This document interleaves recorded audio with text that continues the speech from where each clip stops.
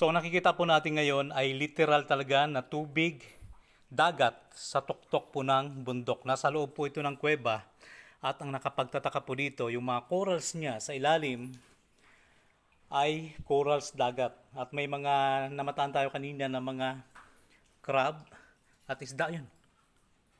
Sayang, dinagip ng camera. Kasi yung isda po dito ay kulay puti. So, nagtatago siya ngayon. Pero nakaka-amaze dahil kung titingnan natin yung paligid niyan, ayan, nasa loob po ito ng malaking kuweba na nasa tuktok ng bundok. At sa lahat po ng mga kuweba na pinuntahan namin, ito na po yung pinakamaganda, pinaka-the best sa buong mundo siguro.